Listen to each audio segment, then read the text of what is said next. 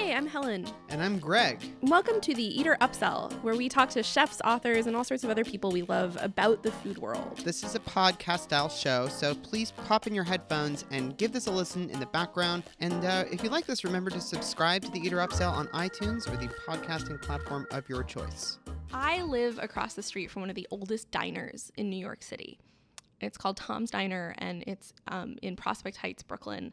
And it's been around since the 1930s, and it's so cool. It's like filled with knickknacks, and the employees have all worked there forever, and the family that owns it has owned it for generations, and there are lines snaking out the door every single weekend, and I love it. I go there all the time, and here's the thing.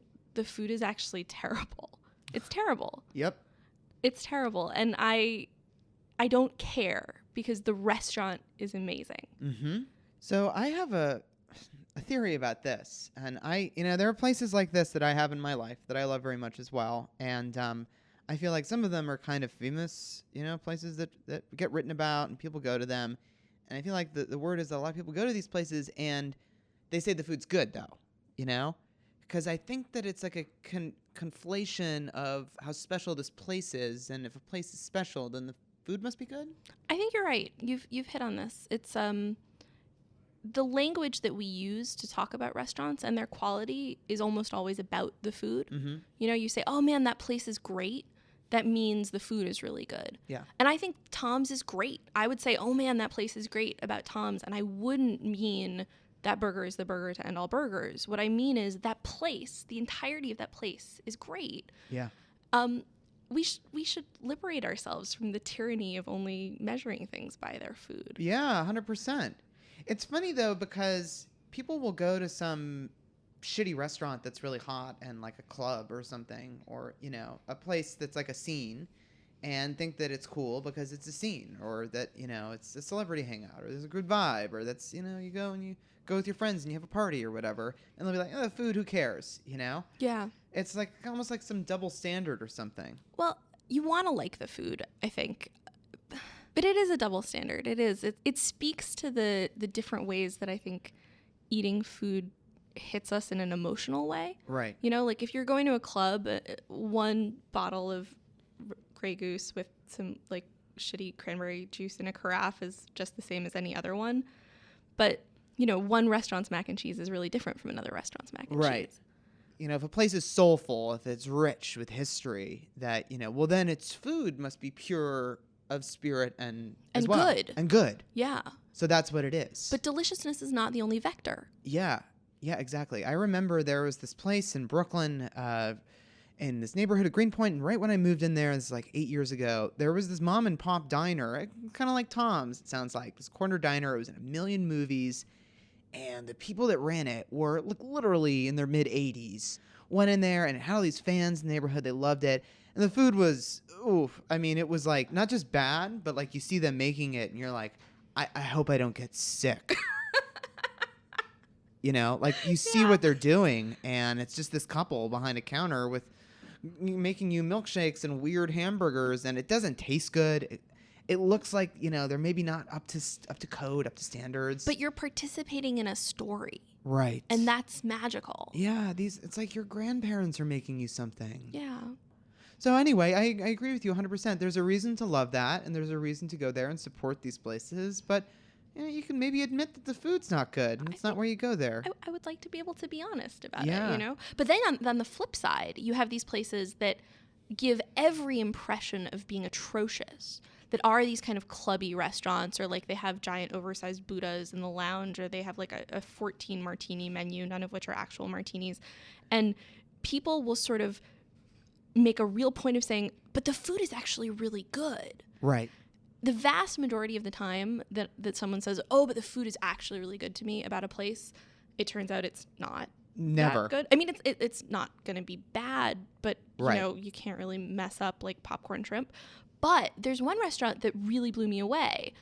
There's a restaurant in New York called Budokan, which has Buddha right there in the name, which is like the number one douche indicator. Yep. Right. If there's a giant Buddha, if it's in the name, if it's in the dining room. I apologize. I mean, this is a travesty against the entire Buddhist religion, that the Buddha has become a symbol for like white douchey hedge funders.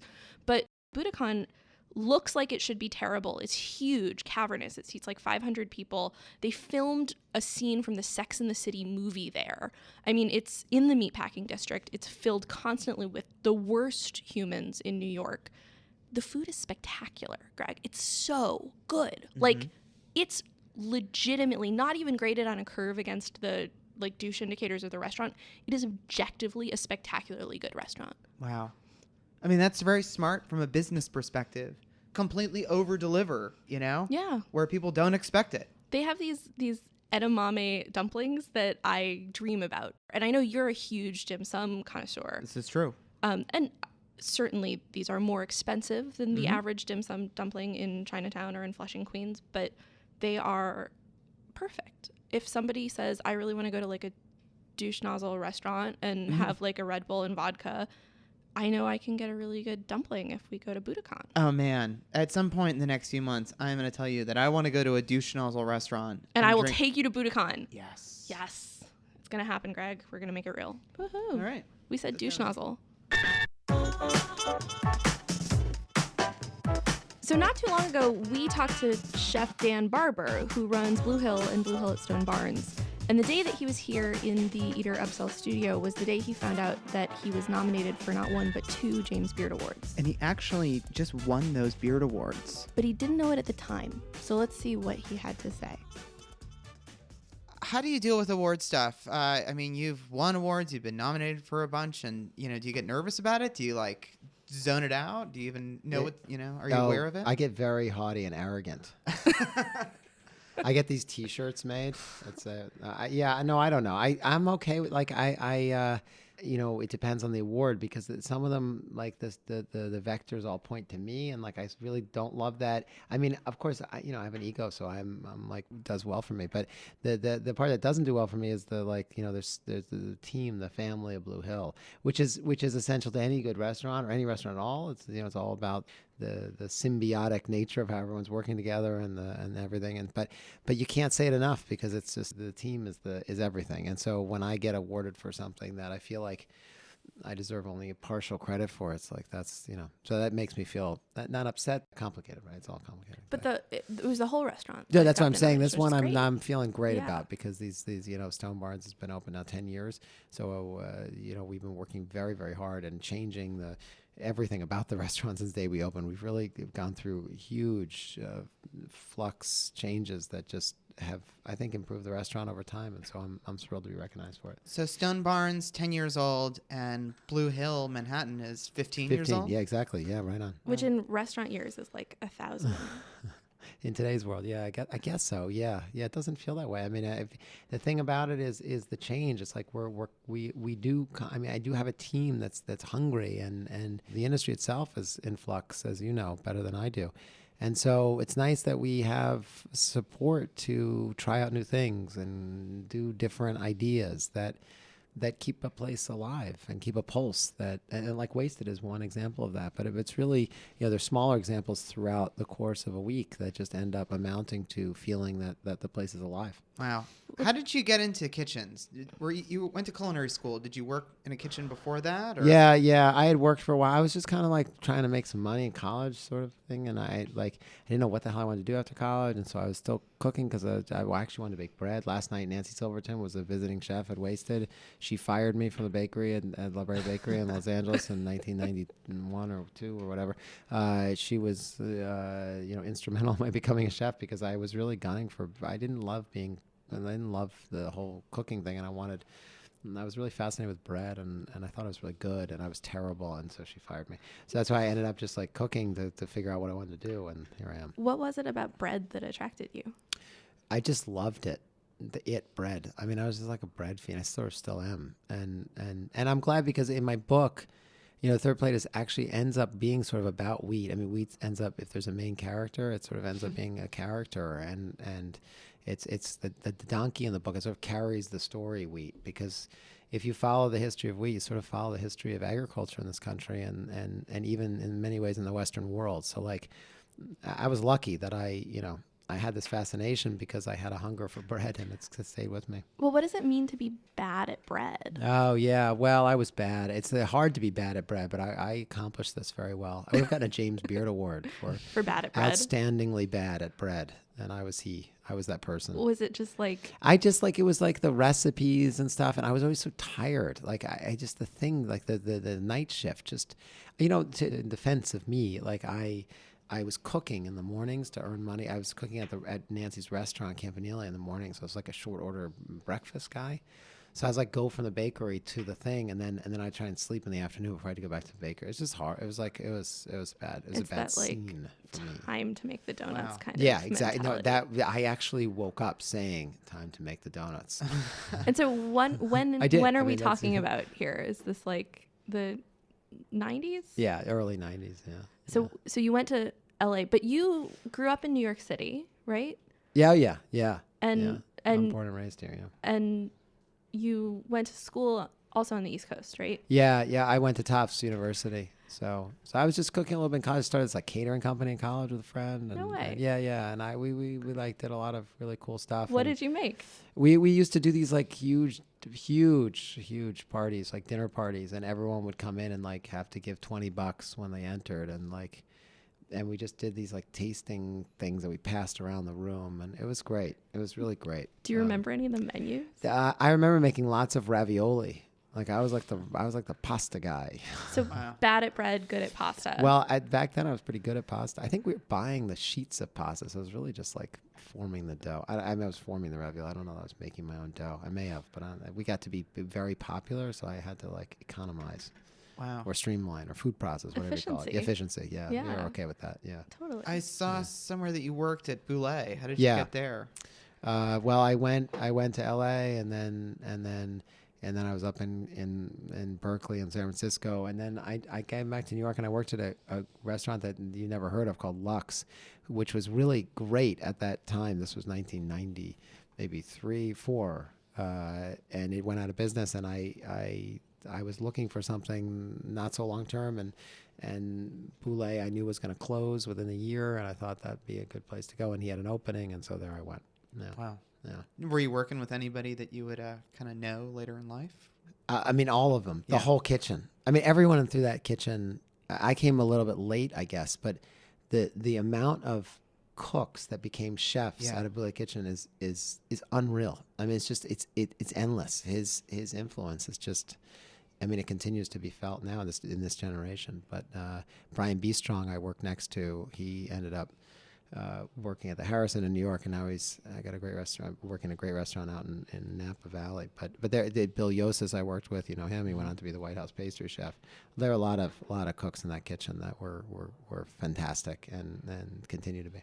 Wow. Well, the transition from cook to chef is, I mean, it's a matter of time, but it's also sort of a matter of, I don't know, mindset, I guess. There are a lot of cooks who I've met who are really happy just being cooks, who don't necessarily have the ambition to kind of become the head of an empire, whether it's running restaurants or running a brand or. Yeah. And so did you. Well, that much I understand. I mean, I have no interest in running an empire. No. I mean, I'm a chef, so I still feel that way. I mean, I know a lot of chefs who are driven by that. And I think that they have their own kind of genius. I mean, this is very hard to do and hard to build, and getting harder to build like that. I mean, it was a little bit easier, I think, back in a couple of years ago or 2 decades ago. Like Wolfgang Puck really sort of started this a little bit, and those days might be over. I don't know, but it's harder to form that kind of empire. It's easier to build from it. So I've got a lot of chefs who keep adding restaurants, amazingly. But also branching out in other directions, which, I was thinking about this morning when I was looking at the Beard results. I was really interested in the book categories because books are awesome. Yeah. And there were so many names of incredible chefs whose food I've eaten and whose ethoses I admire in the cookbook category. And then there's you in the literary food writing category. Yeah. And one of the things that's great about Third Plate is that it is an incredibly beautifully written book. Oh, thank you. That's very nice. Thank you. Well, I spent 10 years, so I really feel for real. That was 10 years in the making. A little bit more, yeah. Wow. Yeah, it was. I really kind of slaved over every paragraph. But I think as you writers do. Well, we try to slave, I guess. Slave when we over have time. tweets. and Yeah, Facebook right. Well, you posts. got right. You have a 10-minute time frame, but I had all the time. Well, how does cooking compare to writing for you? I mean, how do those two things fit into your life? You know, they're both like I say this is you know, it sounds sort of what do you call it, against the grain or whatever. But I think they're so similar, and even though I mean I think they're both lonely businesses when you're at a certain point. And being the chef, even though I just got through talking about my incredible team, you know, they in the end they're such personal pursuits that are difficult to put into words, but become so personalized that they carry a kind of weight that you know, you carry around with you, and you know, it's an art, it's a craft, it's both. And then the second thing that sort of bleeds into that is it's physical. Like I really feel like both of them are very physical. Like I've never heard anyone say writing is physical, but I learned that. I felt like the discipline to sit and to write for many hours, and I usually never got a good paragraph off until I was sitting for many hours. It was really hard for me. I was really hard, and so I'm amazed that the two things could, on the face of it, you know, they look very different and appeal to different senses. But in the end game, I think they require a tremendous amount of discipline. How do you balance that with, you know, the two restaurants in two different cities? I mean, do you have I got into a good routine, you know, I got into a really good routine. I mean, I like, you know, I've never said this before, but I don't know why I'm thinking about it now, but I remember coming home from Boulay. I've never actually talked about this before, but I remember one night I came home from Boulay at like 4 a.m. after incredible service. We were cleaning the kitchen forever. And there was that's when the Food Network had just kind of started, and it just started. And Anthony Bourdain was interviewed by Alan Richman. I'll never forget this. And I forgot what the name of the show was, but he had just written a book. And I don't know what book that was actually at that 1993 or whatever, or 4.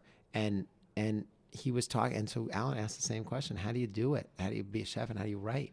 And of course, I was interested in writing, so I was like, you know, perked up at 4 a.m. I was like, and he was like, you know, I woke up at 4 a.m. every day, and I wrote, and then I went to work, and I just got into this routine where I did it at 4 a.m. And when I started writing this book, like Anthony Bourdain, as you know, Anthony Bourdain, it's like if Anthony Bourdain can do that, can wake up at 4 o'clock in the morning with his crazy nightlife that he was leading and whatever, like I could probably wake up at 6 o'clock in the morning and get this thing done. And it took a lot longer than I thought it would take. Obviously, it took about double or triple the amount of time I thought it would take. But you know, I got used to waking up very early and starting the day very early and going on less sleep, which, you know, ended up. I don't know. I ended up being able to do it, but I'm not crediting Anthony Bourdain, although I love him and he's an amazing writer himself. But he did give me this sort of sense of like it's not impossible to do it, and it stayed with me. So here we are. There's this mug that one of my friends has, this coffee mug, and it says you have the same number of hours in the day as Beyonce. I love that. That's brilliant. I feel like it's the same idea, you know. There are 24 usable hours. Yeah, it's sort of discipline though, isn't it? I mean, it's like it's how much do you want it? You know, how much do you want the thing done? How much do you know? And it's just sort of trite to say it, but like you end up getting as much done as you have the time to do it. Sort of. It's like, and so it's very easy to say, you know, I've got 30 emails and take, you know, an hour to do 30 emails, and it's also, you know, possible to do those 30 emails in 15 minutes. We all had that experience where like, I used to take so long to do this, and now I don't have the time, and I actually get it done. And like, you know, that's how I started. I was really very good about thinking about that. At least I'm not saying I followed. I'm not. Look, I every day I came to the restaurant, you know, at 7:30 in the morning I was there, and I usually was falling asleep in the first 5 minutes and on the floor asleep. So I'm not saying I'm like I'm anything to write home about, but you know, you think you have limits, and it's amazing how far you can surpass them if you put your mind to it. Did your cooking change while you were writing? Yeah. I mean, my cooking's kind of always changing. So that's, you know, it's like I was saying, it's just always in flux. So I started to realize and this is how sort of Wasted too came to the thing. It's like I started to learn a lot more about historic cuisines, about the history of cuisines, which I didn't know anything about, and how they evolved. And of course they all evolved differently, but if there's a through line, it's that they came out of this hardship of the landscape. It was like you were just trying to figure out how to eke out what the land could provide and then make it, you know, nutritious or delicious or whatever. And like that's the history of all great cuisines of the world. It's just this terrible negotiations, heart-wrenching, disastrous negotiation in many cases. But ultimately, the ones that survive, the ones we call cuisines today, are the ones that are truly sustainable because they've lasted thousands of years. By definition, what else is sustainable unless it lasted thousands of years? So, and delicious, because why else would they have lasted if they're not delicious? So that informed a lot of the book, and it sort of informed how I cooked, which Wasted came out of, because it was sort of like, how do you utilize the whole farm, not just the cherry picking of ingredients at the farmer's market and call yourself a farm-to-table chef, which was me for many years, but how do you look at a food system? And as a chef, you have this opportunity to put a lot of the pieces together and fill the holes and make things, take advantage of and create a culture around eating that creates a pattern of eating that is what a cuisine is. It's hard. There's no other word for it. It's a cuisine that drives against our worst kind of hedonism. That's what in America we don't have that. We have the history of American agriculture was so different than ever. It was often another planetary system. It was like this Garden of Eden that we came over to, and we had all this fertility, and we had rainfall, and we had these incredible grasslands, and so we produced a ton of food, and we were never forced into that negotiation the peasants were forced into, and so we didn't utilize waste. And today we call it waste, but the lesson of wasted is that if you go back in the history of cuisine, they utilized the waste. They didn't call it waste. Coq au vin is a rooster. That's waste. In the Right. American agriculture, it becomes dog food. In France, it becomes coq au vin. They braise it in wine to tenderize it, and it becomes an iconic French dish. That's true of almost every dish that's a part of the great cuisines of the world. So that's what I think we need to get to with American cooking. Sorry for the long answer, but it's my No. book's also 500 pages. I mean, it's a big Now you know why question. it took me 10 years to write the damn thing. I think that the foods that are not waste, but that we sort of think of as waste, like stuff like coq au vin, historically that's not restaurant food. It's home cooking. So it's fascinating That's to me right. to sort of That's take right. this restaurant angle. Yeah, no, that you hit it on the head. I mean, it's just the history of restaurant, not that. You're right. But today it can be, or it could be, or it is. I mean, but all of it. It depends. I mean, look at Noma, look at Massimo Bottura in Italy, look at Sean Brock, look at Alex in Sao Paulo. I mean, there's all these incredible chefs, looking at their region, their landscape, and not cherry picking. A lot of them are looking back at what is traditional and reinterpreting in a modern context. But when they do that, they're looking between the rows. In other words, we have the expression nose to tail eating and for the farm to table movement. But really, what we're talking about is nose to tail eating of the whole farm, and that nose to tail eating of the vegetable. It's what we're doing at Wasted, but what every chef is doing on their menu. It's in the DNA of a chef actually to do that. And I think, the purpose of Wasted or the idea of the third plate is to wear it on our sleeve a little bit more. And that's what these chefs are doing. I am not a leader of that at all. I'm following actually what many chefs have boldly gone to that I was too shy to do actually. Do you think it's working? I mean, I think that I think that what all of these chefs are doing is really, really exciting in terms of the way that they're looking at their landscapes and the way that they're sort of bringing everything into their kitchens. But then there's the second half of the transaction, which is the way they present what they find to their diners and whether the diners are actually going home having received the message that the chef wants them to get. That's a good question. That's I don't know maybe it's too early to tell. Maybe we look back on this in years, but it is not exaggeration to say that there is a revolution happening in fine dining, that the idea of fine dining is being turned on its head. Look, 10 years ago, lobster, caviar, foie gras was you had to have that in a high-end restaurant. A lot of these chefs came around, Renee being among the more famous examples, there are a lot of others that said they won't have it because it's not an expression of where they are. And that became the calling card. They are tethered to something in history that defines a group of people, a nation. I mean, it's hard with Renee. It's like you're tethering yourself to Vikings. I don't know what Viking cuisine looks like. Vikings like herring, but it's very hot right now. Yeah. Yeah, but it's very hot because he was smart to attach himself to something in history and then reinterpret it, and then you're free. But in America, that's the challenge of my cooking is what am I tethered to? I'm tethered to a lot of great products, but not a pattern. California cuisine is not a cuisine. Because California's only been around for 100 years. Yeah, well, that too. But it's a bunch of, I got in a lot of trouble saying that in L.A. The woman stood up. I was in a terrible mood. She stood up and she's like, well, let me tell you about California cuisine. I just interrupted her. I was like, what can you explain to me what is California cuisine? What is it? It's a bunch of great products where you had virgin soil and tons of sunshine and everlasting amounts of water flowing from where you did, and like that's not sustainable, and it's not inculcating itself into the culture and pattern of the everyday food diet. The everyday food diet for America is a protein-centric. It's a steak dinner. Yeah. That's what it is. So we need to flip down its head. And to your point, I think it's a big one, is that where it used to come from the home cooks and bleed into the culture. Today, it's coming from chefs, and restaurants are places of this kind of connection and broadcasting this message. Whether it's soft or hard in your face, I don't know. Waste is a little hard in your face, but do you leave there and say, I leave Renee's restaurant and say I want to cook with ants? Nah, I don't know. But you get a different sense of what's possible.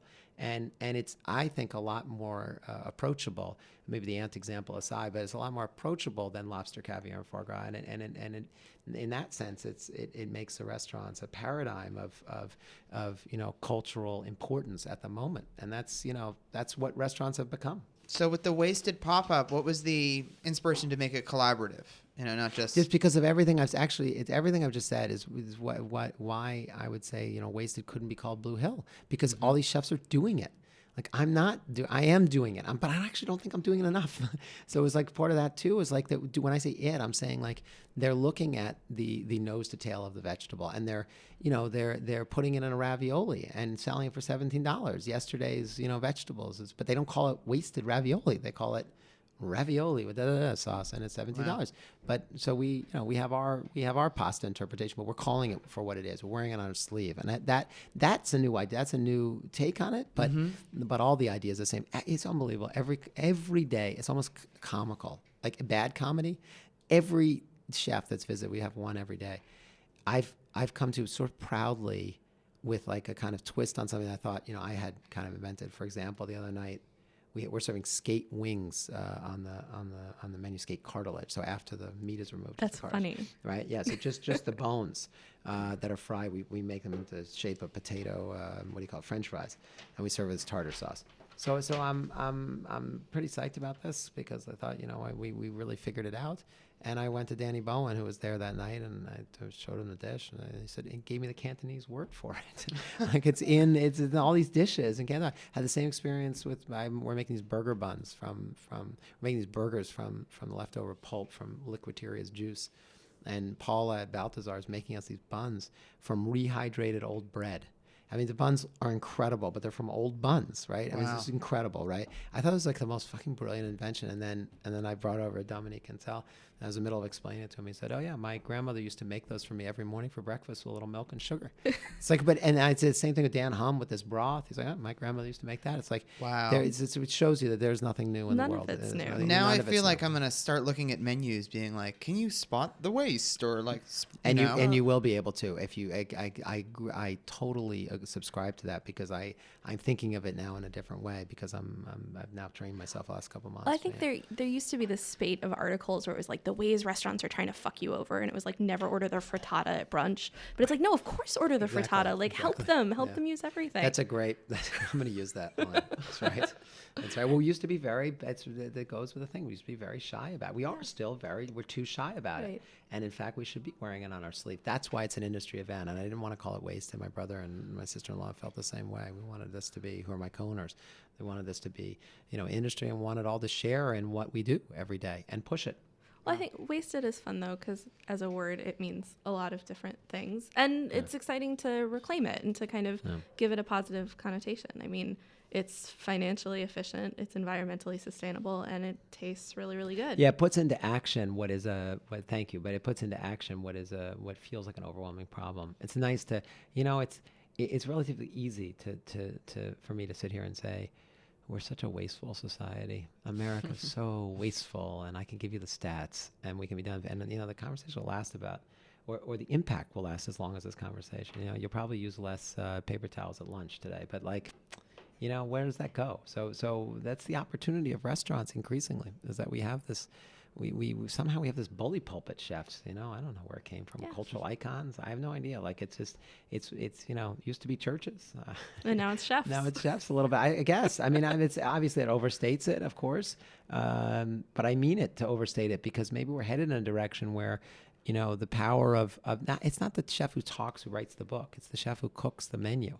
I think who has so it's not about the power of, I'm articulating these ideas because I have a bully pulpit. I'm in Mr. Rockefeller's, Stone Barn Center for Food and Agriculture. I'm supposed to be talking about this stuff. But most chefs, as Dan Hum said to me when he was cooking, I don't really want to deal directly with these issues. I just want to cook. Well, right. That's right. Because in cooking, especially in this way and the ways that he was talking about, you're changing the world because you're inculcating culture and you're affecting culture. And if you don't do that, all of the shit, bad stuff that's going on, it just doesn't matter because if it doesn't become part of the everyday food culture, and if it doesn't translate into something that's fun and hedonistic and feels lively, then forget it. And so that's why I feel so. That wasn't the goal of Wasted, but I honestly, coming out of it, I'm most happy about that. It's like, it feels fun, and or at least in the dining room. Not to me. I'm always miserable, but in the dining room it's very fun, and there's a good energy, and that I think is as important as the quality of the food.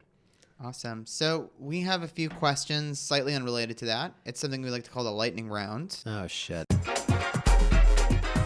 This is when we really get to know you, Dan. Boxers or briefs or that kind of thing. And that's Only if you not on here. If you want to volunteer that, we can. But my first question for you is, what is your favorite TV show? Oh shit! I loved Breaking Bad, but I don't watch TV. My wife, like, but sometimes I'll come home a little bit earlier from the restaurant. This was a while ago, a long time ago. But she would download the Breaking Bad. I just thought it was unreal. I was so fixated. It's awesome. Have you seen the new one, Better Call Saul? No. How is it? It's great. Yeah? Yeah. It's a little more whimsical. Anyway. I like that. Just the right touch of whimsy. Yeah, good. When you travel, what is your airport vice? No burritos. I love burritos when I'm traveling. What a great, I just think that's the greatest food in the world. I don't know. I don't find it like no good burrito, Do you eat a burrito on the plane? I do, yeah. It's good plane food. Right? Yeah. The best. So if you weren't a chef and writer, what would you be? If I wasn't a writer? Yeah. Oh, shit, yeah. Yeah, gosh, I don't know. What the hell let me skip that one and think about it. Give me another one. Right. What's your favorite form of social media? Oh, God. I only know one form. Like that could tweeting. Be your favorite. Okay, there it is. Tweeting. What's your Twitter handle? I have no idea. I think it's @Dan Barber, right? Dan Barber. But I do tweet, but I do it with someone who does it with me, and so I That's get into collaborative. it. I love it. Yeah. I love it. No, there's no Sorry, shame I don't in know that. my handle. That's okay. This is the last question. What album do you blast on a road trip? You're driving down the highway. Nobody else is in the car. You can sing along. You don't have to sing You know what's? along. I'm going to tell you something this is a very personal thing, but like I've kind of stopped listening to music. Although I have to say Wasted has changed my mind. I'll tell you why. But I stopped listening to music many years ago because I used to listen to music so much in college, and like I don't know. There's something happened with me where I have to listen to new music, and I haven't gotten into new music. When I listen to anything that's old, anything I've heard before, forget it. I'm a wreck. I just like I get very nostalgic, and like I'm very tied to like the lyrics and the thing, and I just it brings me right back to the moment when I first heard it or second or whatever. So like I used to listen to Bob Dylan a lot, and like I hear him now, and I just like I have to shut it off. But now Wasted all of a sudden got me in because I think my brother did the soundtrack for Wasted we pumped up the music a lot for this pop-up, but they're all cuts that never made onto albums. So he went. They're to wasted music. Wasted music, cuts. yeah. That's And no one knows awesome. that, but I like we don't advertise it, but it's great. That's like, a major reveal right there. Yeah, thanks, man. You guys got the scoop. But I think it's great. Like and I love going out to things. All the cooks are serving, and I'm serving every night. We're serving all the tables, and I just like it's great. It's I fucking love music. It's great. I got to get back into it. That's my resolution for after Wasted. I'm gonna start. So you got to give me some people to listen to. Well, hey, Dan Barber, thanks so much for Thanks, guys. dropping by the Eater Upsell. Thanks. The Eater Upsell. The Eater Upsell. That's it. Next time on the Eater Upsell, Helen and I will talk with Michael Solomonov of Zahav in Philadelphia. There's a new episode every other Monday morning. If you're not already a subscriber, search your podcast app for The Eater Upsell or go to itunes.com/eaterupsell. And as always, you can visit eater.com where you can find more episodes, read transcripts, and all sorts of other cool stuff. The Eater Upsell is recorded in the Vox Media Studios in beautiful Midtown Manhattan. Our producer is Maureen Giannone. Our editor is Dion Lee. Our studio team is Will Bukema, Alex Ulrich, Mark Paradise, Our editor-in-chief is Amanda Clute. I'm Helen Rosner, and that guy is Greg Morabito. Thanks for listening.